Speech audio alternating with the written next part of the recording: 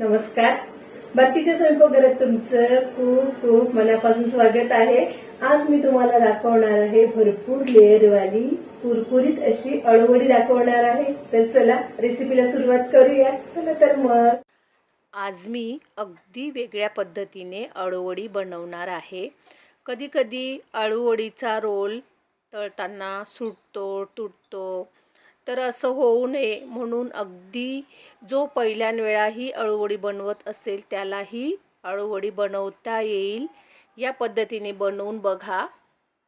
तर चला रेसिपीला सुरुवात करते.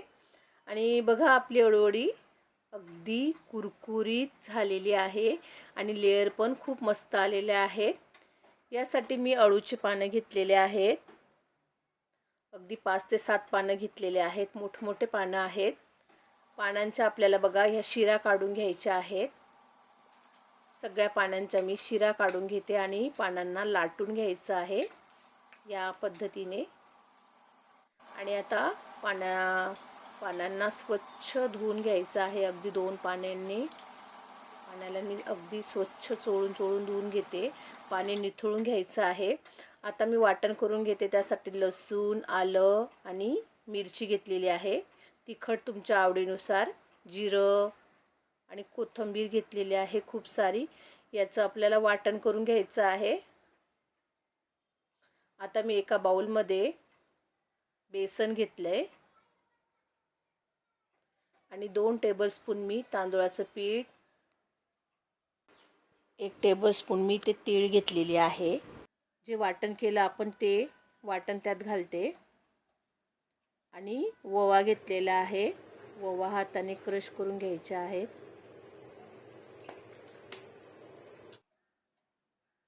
हळद 1/2 टेबलस्पून,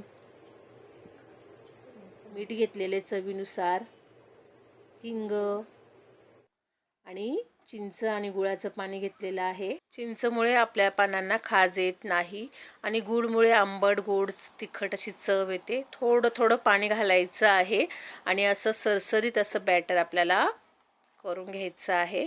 एकजीव करून घ्यायचं आहे या पद्धतीने. आता पानं इथं मी पुसून घेते रुमालाने. सगळे पानं पुसून घेतलेले आहेत मी. आता थोडं थोडं सगळं बॅटर सगळीकडे स्प्रेड करून घ्यायचं आहे या पद्धतीने. अगदी थोडं थोडं लावायचं आहे पण सगळीकडे. आणि पानं बघा अशा प्रकारे दुमडून घ्यायचे आहेत, वरची साईड आणि खालची साईड. आणि त्यांना सुद्धा पीठ लावून घेतलेलं आहे आपण. आणि आपल्याला चौकोनी आकार करायचा आहे म्हणून साईडची सुद्धा पानं आपल्याला दुमडून घ्यायची आहेत.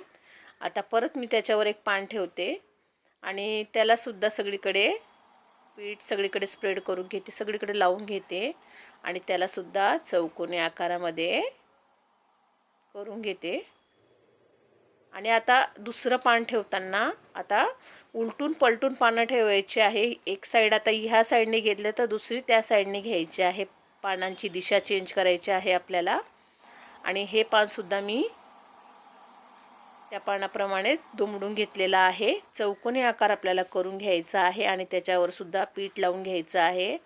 आता मी इथे 1 टेबलस्पून तीळ लावते. तीळमुळे आपल्या वड्या अगदी खुसखुशीत आणि दिसायला सुद्धा मस्त दिसतील.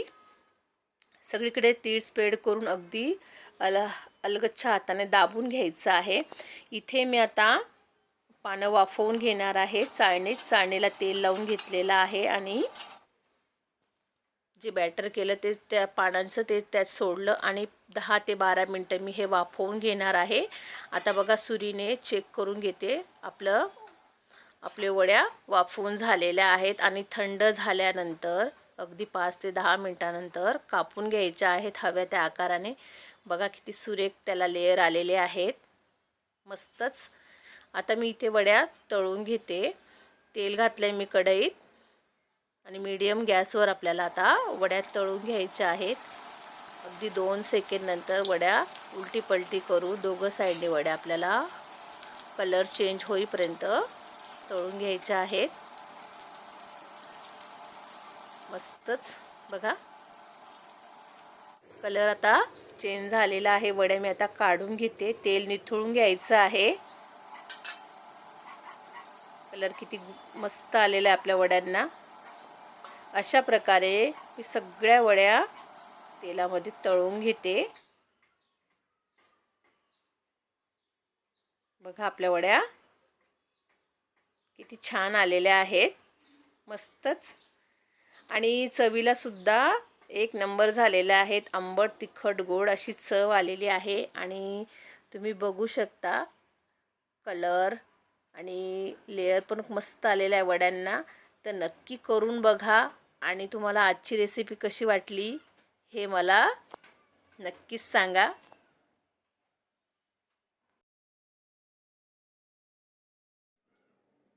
बघा किती भारी आपली अळूवडी झालेली आहे, अगदी कुरकुरीत झालेली आहे, एकच नंबर.